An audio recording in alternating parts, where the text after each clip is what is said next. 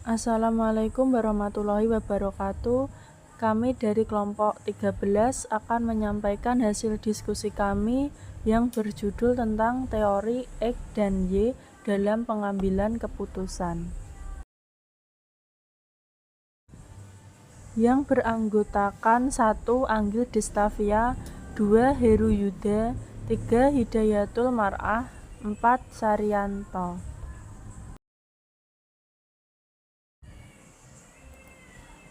Yang pertama, definisi teori X dan Y. Teori X melihat manusia sebagai pihak yang tidak memiliki motivasi semangat kerja keras, kedisiplinan, kreativitas, dan lain sebagainya. Sedangkan teori Y melihat manusia sebagai pihak yang memiliki semangat kerja keras, kedisiplinan, kreativitas, kepemimpinan, dan lain sebagainya. Sehingga dari segi kualitas mereka memiliki konsep teori Y cenderung lebih sukses dibandingkan yang memiliki konsep teori X. Adalah peran kebijakan fiskal dalam pertumbuhan. Teori X dan Y dikemukakan oleh Douglas MacGregor yang sejak tahun 1954 Ardalali, profesor dalam bidang manajemen di Massachusetts Institute of Technology. Karya-karya terpentingnya adalah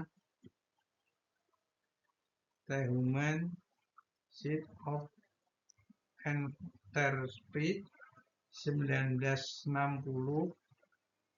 Leadership and Motivation 1966, dan teori X dan Y yang dikemukakan oleh Douglas MacGregor terdapat dalam The Human Side of Enterprise di tahun 1960.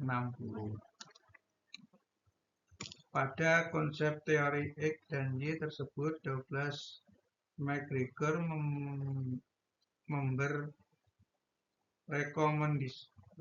rekomendasi tentang tipe manusia. Ada dua kategori, yaitu 1. Tipe manusia dengan posisi teori X adalah cenderung memiliki motivasi rendah dan malas dalam berjuang untuk kemajuan hidupnya. 2. Tipe manusia dengan posisi teori Y adalah cenderung memiliki motivasi tinggi dan senang dalam berjuang untuk kemajuan hidupnya.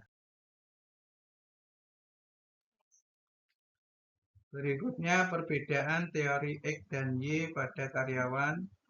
Teori X, 1. Karyawan dalam bekerja lebih sering mengikuti perintah dan melaporkan setiap masalah kepada pimpinan walaupun masalah itu sebenarnya bisa diselesaikan sendiri.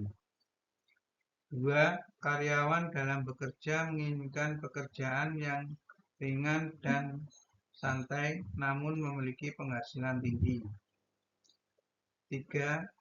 Jika menghadapi masalah cepat merasa gusar, gugup, pusing, dan sejenisnya karena mentalitasnya bukan mentalitas siap menghadapi risiko. 4. Suka berpikir bahwa memerintah dan berkuasa harus dengan cara menakuti orang lain agar mereka patuh. 5. Orang perlu pengawasan ketat untuk bekerja baik dan menjauhkan kesalahan. Berikutnya yang keenam, orang perlu diilhami, didorong, atau ditarik untuk maju. 7. Ketika diajak bekerja dalam satu tim proyek, sering menanyakan berapa penghasilan yang akan diterima dan menghitung-hitung jika jumlah itu adalah kecil. 8. Dalam membangun perencanaan hidup bersifat jangka pendek. 9. Dalam berkomunikasi dan diskusi memiliki mentalitas yang mudah tersinggung dan setiap pemikiran yang dimilikinya tidak suka didebat atau dibantah. 10. Memiliki sifat yang tidak suka menerima pendapat orang lain dan sulit mau mengakui kesalahan yang ia perbuat.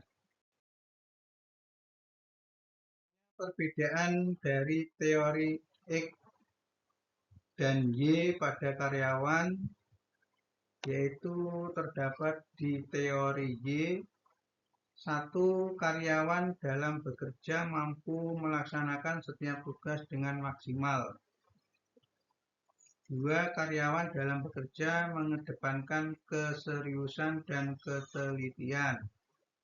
3. Memiliki pembawaan sifat yang tenang dan stabil dalam menghadapi setiap masalah. 4.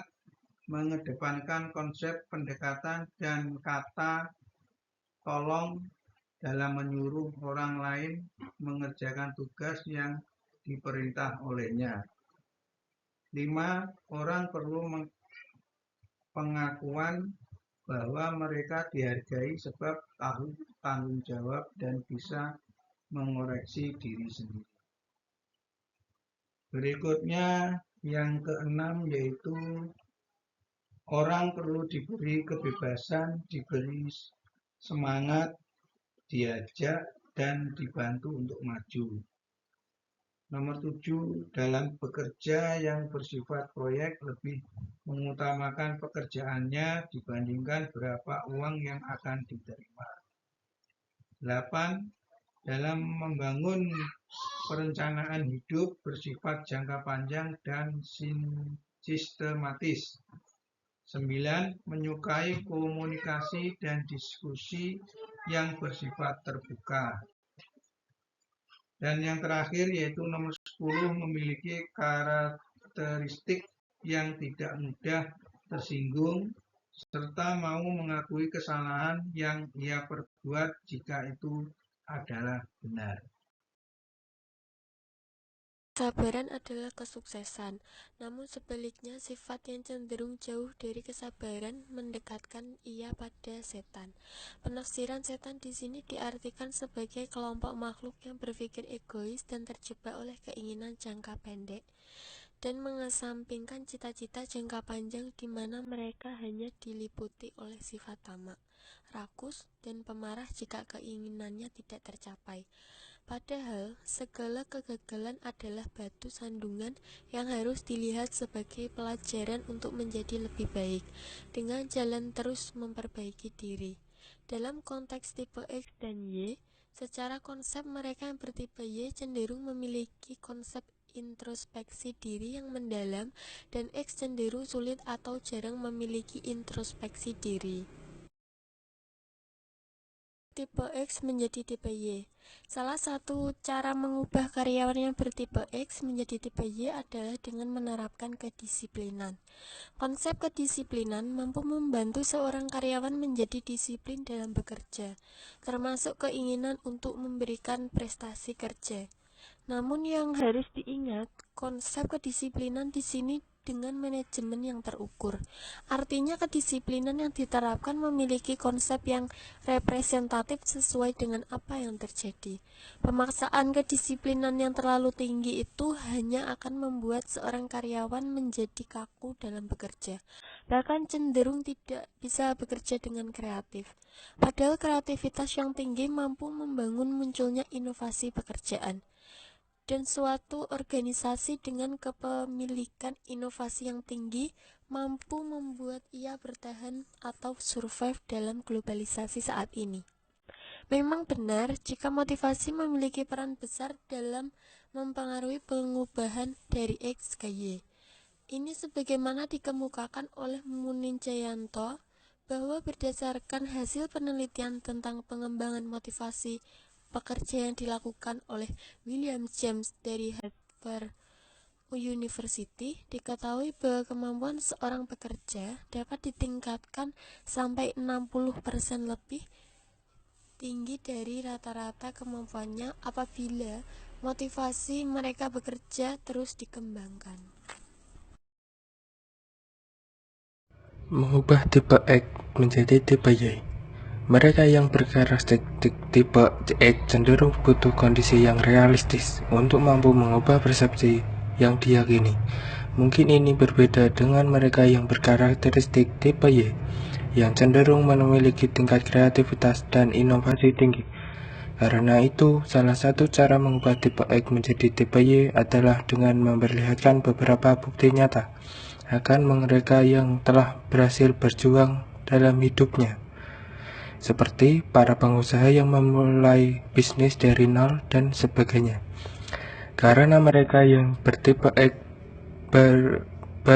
baru berubah jika bukti nyata itu ada di depan mata mereka.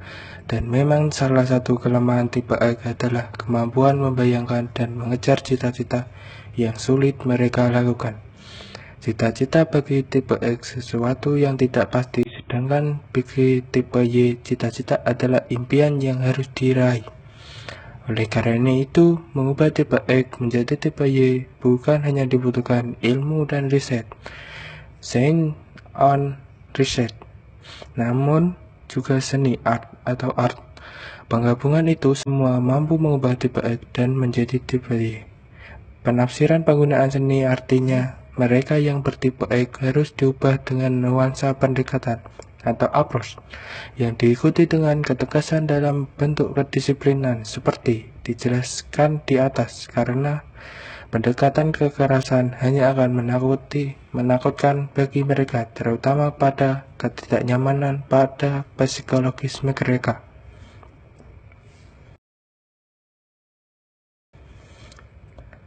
Hubungan tipe Y dan Risk Seeker.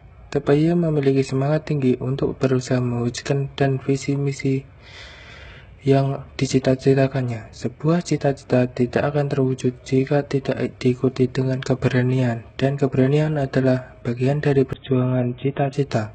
Secara konsep, semakin besar risiko, maka semakin besar keuntungan yang mengikutinya. Artinya, risiko atau risk dan keuntungan atau return adalah bersifat linear atau searah. Karena bersifat linear, maka konsepnya adalah high risk will result in high return. 2. Low risk will result in low return.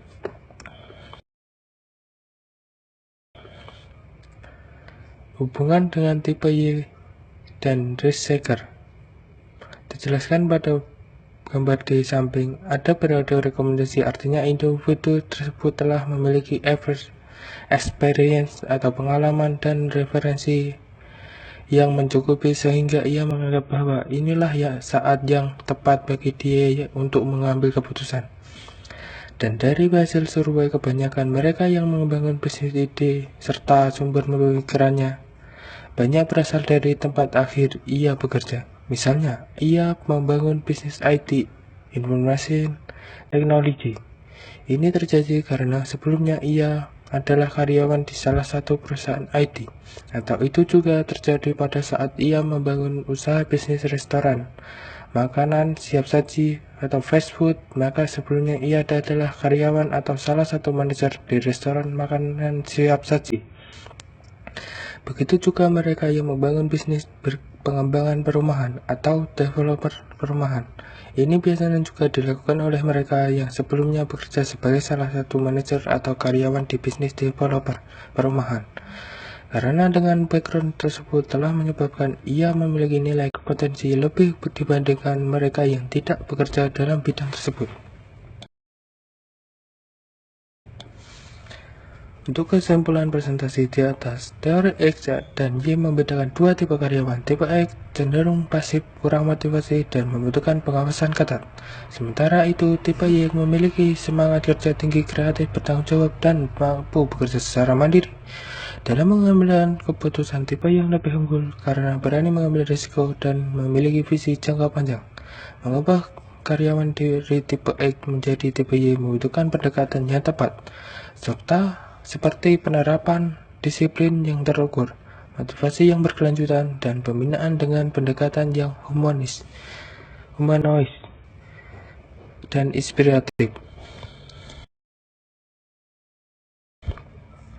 Sekian presentasi kelompok kami.